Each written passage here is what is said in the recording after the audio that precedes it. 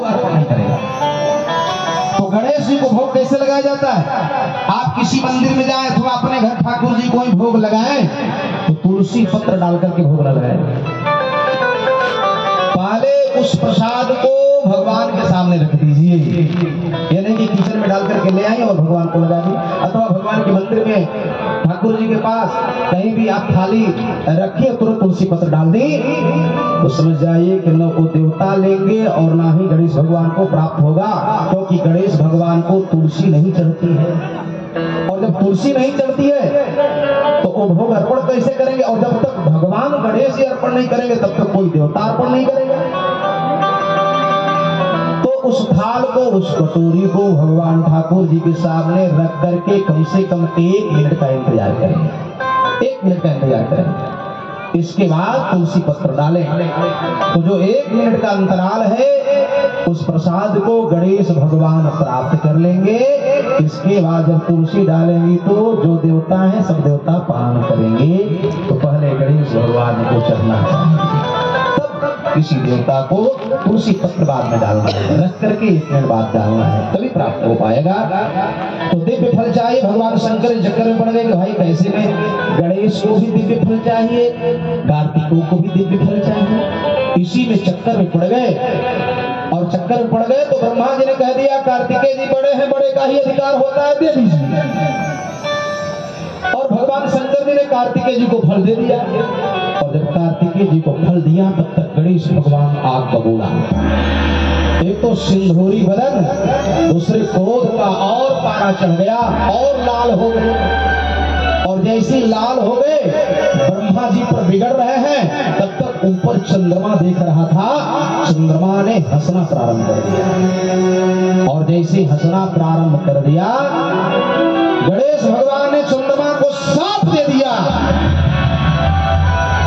कि ऐ चंद्रमा, पहले तो बड़ों के बीच में तुमको बोलना नहीं चाहिए, बोलने की बात छोड़ दो, हंसना तो बहुत बड़ी बात है। तुमने अपकार किया है, अपमान किया है, मैं साफ देता हूं कि अब तुम्हारा उदय ही नहीं होगा। और उदय ही नहीं होगा, और जब उदय होगा जो तुमको देखेगा उसको पाप लगेगा, ऐसा मैं साफ देता हूं। काला धब्बा पड़ गया, चंद्रमा के ऊपर पूरे सृष्टि में घूमता रहा, कोई सहारा नहीं रहा। ब्रह्मा जी के पास आया, विष्णु भगवान के पास आया, समस्त देवताओं के पास चंद्रमा आया, कोई सहायता नहीं किया। तो अंत में समस्त देवता गणेश भगवान के यहाँ पहुंचे और गणेश भगवान से कहे हे महाराज कृपा करिए, चंद्रमा यदि उदित नहीं होगा तो सृष्टि समाप्त हो जाएगी, सृष्टि का कार्य कैसे करेगा? ऐसा करिए न, साथ में संशोधन कर दीजिए। तब गणेश जी ने कहा क्या करूं? 1 साल कर दूं, 1 साल तक जो देखेगा उसको पाप लगेगा? कहा नहीं महाराज। तो क्या 6 महीना कर दूं? कहा नहीं। तो क्या 1 महीना कर दूं? कहा नहीं। कहा तो क्या करूं? कहा गणेश जी ने एक दिन जो चंद्रमा को देखेगा उसको साफ लगेगा। एक दिन द्विज होता है ना, आप समझाते हैं भैया चतुर्थी का चंदा जो देखेगा तो साप से मुक्ति प्रदान हो जाएगा। केवल एक दिन और कभी भी नहीं। एक दिन देखने पर पाप लगेगा, लेकिन जब पंचमी को देखोगे, चतुर्थी के बाद पंचमी को देखोगे तो कोई पाप नहीं लगेगा, केवल एक दिन देखने का पाप लगेगा। इसलिए गणेश भगवान ने साप मुक्त कर दिया। बोल गणेश भगवान की जय। ऐसे हमारे गणेश भगवान है प्रेमियों, मंगल के देवता है।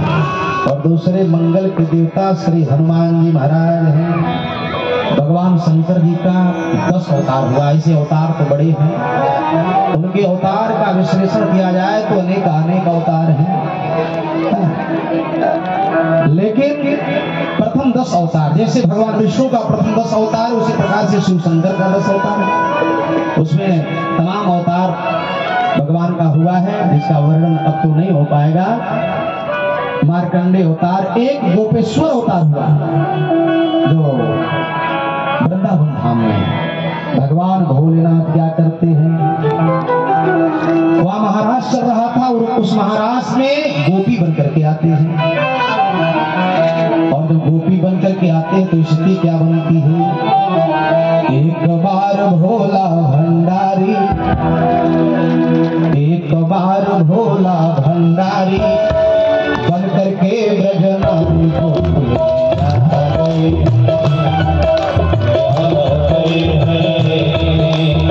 एक बार भोला भंडारी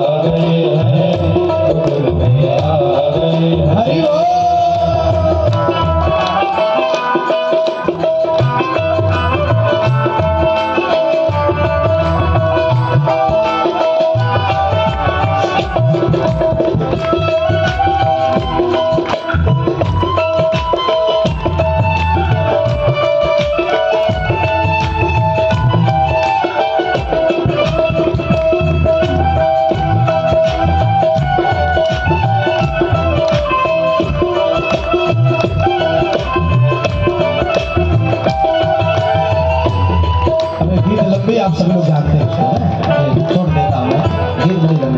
बोल शंकर भगवान की जय। तो जैसे ही भगवान भोलेनाथ गोपी का रूप धारण करके गए और जैसे ही बांसुरी बजाई कन्हैया ने सुध बुध भूल गए, तब तक भगवान कृष्ण ने कहा आइए आइए गोपेश्वर नाथ आइए। तो वहां पे गोपेश्वर नाथ की स्थापना हुई है। ऐसे मारे भोले बाबा काशी में मार्कंडेय महादेव हैं, इनकी भी चर्चा बड़ी अद्भुत है। और रुद्र देह तजिने बस बानर भे हनुमान। समय बहुत कम है, निवेदन करो भगवान भोलेनाथ का अवतार हनुमान जी के रूप में हुआ। हनुमान जी गजब के देवता है। ध्यान से आप लोग श्रवण कर लीजिए हनुमान जी से ही। हनुमान जी की कथा सुनने के बाद पूरे शिव महापुराण का आपको फल मिलेगा और अंतिम श्लोक जब बताऊंगा तो पूर्ण हो जाएगा। आइए इसी को सुनिए।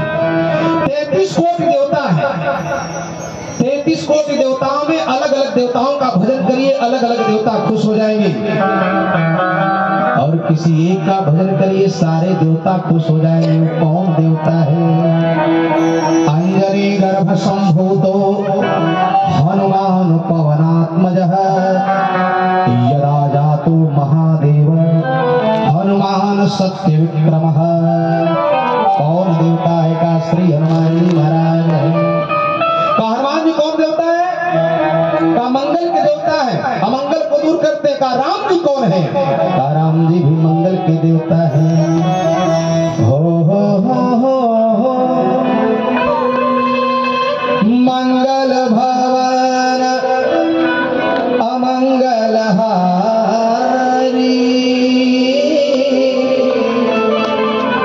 द्रवहु सुदशरथ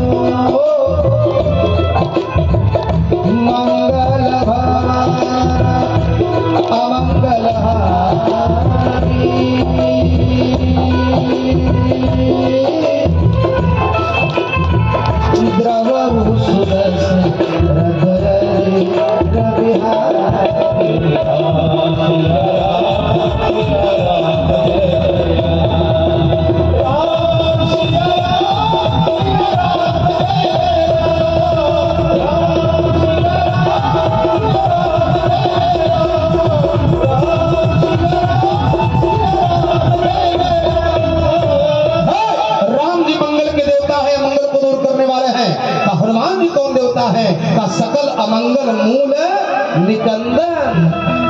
हनुमान जी भी मंगल को देने वाले हैं, राम जी भी मंगल को देने वाले हैं। तो ये बताओ इस धरती पर कौन पहले आया? कहा राम।